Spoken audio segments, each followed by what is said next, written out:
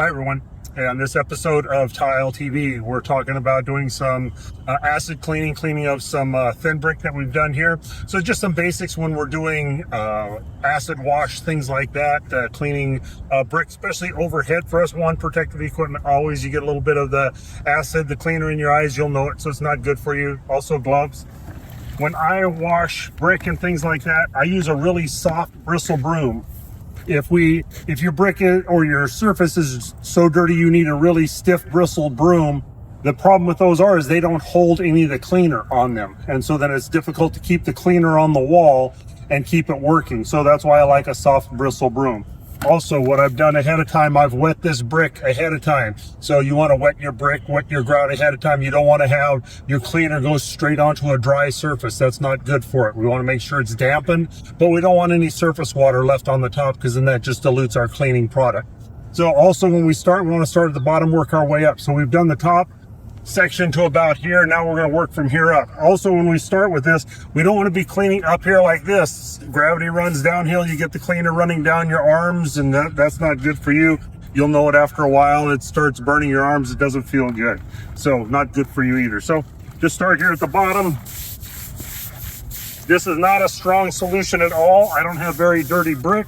Overall, we've done a pretty good job getting the brick clean in our grouting and installation process.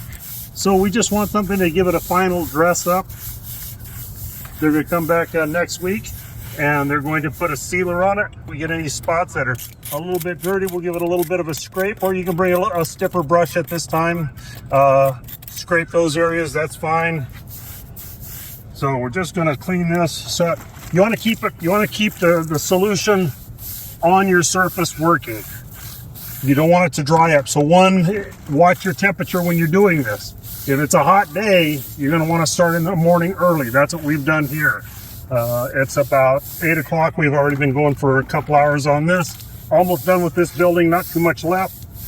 But wet your surface. Also make sure your concrete, if you got concrete below, the same cleaner that will clean that will also etch the concrete. So you want to make sure your concrete is dampened and wet while you're doing your cleaning process. So give it a good scrub. I usually try to hit it twice. So if I've missed anything, I've got fresh cleaner on top of it. And there's many different types of cleaners. You'll pick out whichever cleaner works the best for you. This one's worked pretty good for us. It's not a very dirty surface, so we don't need anything very strongly acidic to clean this surface. Just a good scrub. And then one of the most important parts is we're not just trying to give it a little mist down. We want to give it a good strong bead of water, blast of water, and wash all the cleaner off of it, and everything that we've cleaned off of the surface. We don't want it to be left sitting on the top. So we got to give it a good strong rinse down. Rinse that really well. Rinse your concrete off below if you've got some concrete below what you're doing.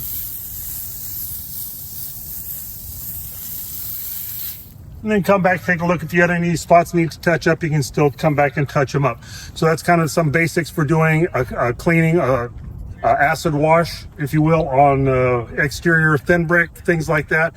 Tile would be similar to this as well. You just want to make sure you get it dampened ahead of time, rinse it real well when you're done, and do those things, protective equipment, and you'll be good. Thanks.